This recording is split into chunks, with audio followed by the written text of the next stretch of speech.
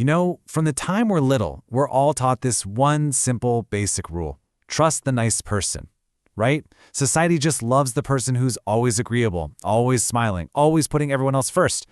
But what if I told you that simple rule is dangerously completely wrong? So let's just dive right into it. I want you to think for a second about that one person in your life. You know the one who is just a little too perfect, who never, ever seems to say no. Are they really that kind, or could they actually be a master of manipulation? Because that's the big idea we're going to tear into today.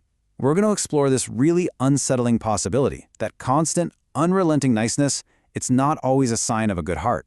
Sometimes it's just a mask, and it's what's hiding behind that mask that you really, truly need to understand.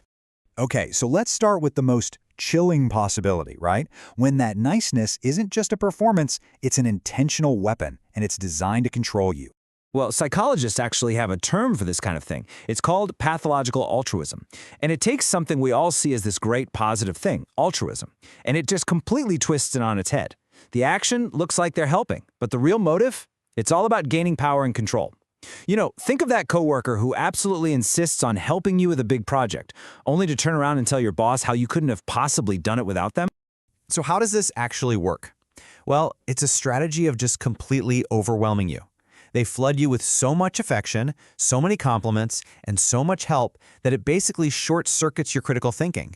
You're just so busy feeling grateful that you completely stop looking for any red flags. And this tactic, it has a name you've probably heard before. It's called love bombing. It's a classic move, often used by narcissists, and its goal is pure speed. They want to lock down control and influence over you as fast as they possibly can, before you even get a chance to question what's really going on. So here's the bottom line. It might feel like a gift right now, in this moment, but what it really is, it's a loan with sky-high interest. Every single one of those kind acts comes with an unspoken expectation, an invisible invoice that they absolutely will try to cash in later. So how can you spot this? You've got to pay close attention to these red flags. Do they constantly bring up things they've done for you in the past, especially when they want something new?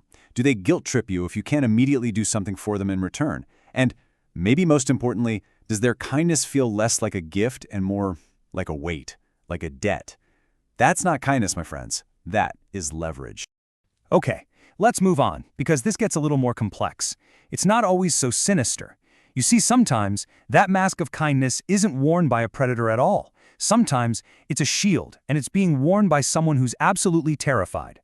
This is a trauma response, and it's known as fawning. So instead of fight or flight, a person who fawns becomes hyper-agreeable. Their constant niceness is actually a survival mechanism. It's designed to appease anyone they see as a potential threat, just to avoid conflict at all costs. It's like that friend who agrees to every single plan, not because they're easygoing, but because deep down, they're terrified you'll get upset with them if they disagree. And right here, this is the key difference. The pathological altruist, they want to control you. The person who is fawning, they want to control the situation to make sure they're safe. But look at the result. It doesn't matter if the motive is malicious or if it's born from trauma, the outcome is exactly the same. You're dealing with someone who is not being real with you. With the first one, you can't trust their intentions. With the second, you can't trust their authenticity. And that right there brings us to the core danger of the mask itself, no matter why it's being worn. The danger is its inherent dishonesty. Just think about it like this. Genuinely kind, authentic people, they are not doormats. They have limits, they have their own needs, and they most definitely have boundaries. But a performer, well, a performer doesn't have boundaries, do they? They have a script. Their role is to be the nice one, and they will stick to that script no matter what they're actually feeling on the inside, because the performance is all that matters, not the reality. And this is really what it all comes down to. Authenticity is, well, it's beautifully imperfect. Real people, you know, they get tired and they say no. Real people get angry when they're wronged. They are messy, they are complicated. Their flaws aren't a weakness, their flaws are proof that they're human. And ironically, that's a key reason you can actually trust them.